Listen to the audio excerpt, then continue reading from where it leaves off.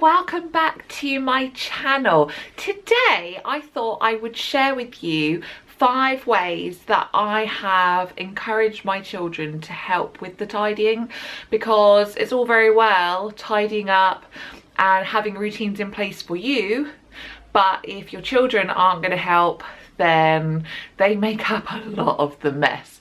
And why should you have to do it all? It's not your job, it's not all of your mess. So as much as you are the role model, they must fall into line as well. So I thought I would share with you the 5 easy ways that have helped my children. Number 1 is do it to music. It is such a simple idea. Just stick on some music and say, right everybody, we're gonna have 10 minutes of boogieing our way to getting this room tidy. And music is just such a motivator. Any music that you know that they love, mine particularly like Justin Bieber, don't ask me why, and we just put it on and we're dancing and we're tidying, and they don't even realise that they're doing any work because they're so busy having a dance. And it's not like full-on tidying. We'll have a little twirl. You might have seen on my Instagram the other day me and Lils having a bit of a boogie while we were tidying up as well, but it just makes it fun. Number 2 is break it down. Children haven't got a large capacity for being able to do too much in one go, and we shouldn't expect them to be able to do that either. So what I will do is I will say to them, choose 10 things to tidy away. Or for Gracie, she's a bit older, I'll say, right, can you go and tidy up 25 things? Pick up 25 things as quick as you can. Let's see who can pick up the 25 things quick.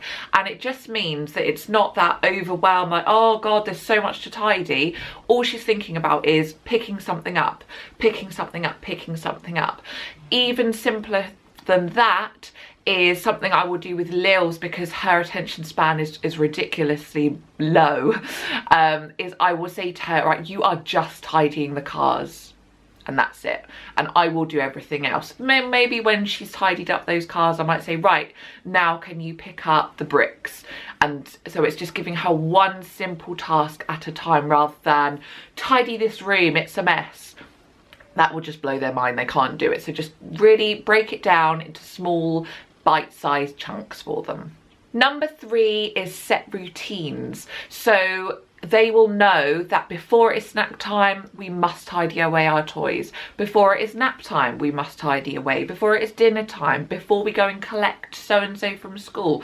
They always know that we always do that tidying at that point. Before you go to bed, we must tidy away our things, and it will become habit, it will become routine, and it will become something that they automatically do without asking. And if you don't believe me, my children are a prime example of this. They were rubbish at tidying, absolutely rubbish. It always fell to me to remind them or just to do it for them. But the other day I said to them, right, it's time for bed, you need to go and get your pyjamas on. And I fully expected them just to skip off upstairs to get their pyjamas on. But what did they do? They put their toys away. It was like some sort of miracle. And I stopped them and I said, girls, what are you doing? And they looked at me like, oh my God, what have we done? I said, what are you doing? They said, we're tidying away. And I was like, everybody have a high five, everyone well done. And they were really pleased with themselves, and I praised them for it. And they've just carried on doing that. But it's because I'd built it in. Before we go to bed, let's tidy up. But that one time they did it without me having to ask them. Number 4 is organisation. It's all very well having a place for everything, but children, they don't seem to be able to know where things go. They need visual aids. And so many of you suggested it, and I went with it, and it's completely worked. Now we have got labels on their toy boxes, and the other day I put labels on their clothes drawers. So now there is no excuse. They can't say, I don't know where my skirts go, because there is a sticker that says, this is where your skirts go. So there's really no excuse, and it is definitely helping them. They know, especially Lils being that bit younger, she needs to be able to be shown where things go, and a picture does that. Number 5, which I think is actually the most important one, is set an example. And I think a lot of us fall down on this one. We will set high standards for our children and complain at them for having a messy bedroom. But then we look at our own bedrooms and what do you see? Mess everywhere. And I know because so many of you have already said my bedroom is an absolute state, it's the dumping ground. Well, how can you expect them to have a tidy room if you can't do the same? So set an example.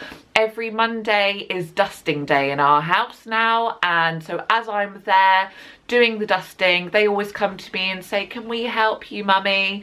Yes, you can. Grab a cloth, go and dust the TV cupboard, go and dust the coffee table. By setting an example and leading the way, they will want to join in. Children love mimicking their parents, so they will definitely want to help and join in, and hopefully it will just mean that everywhere is tidy and everybody is doing their part.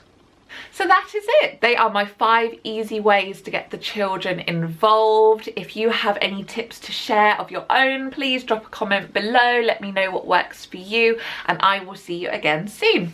Bye.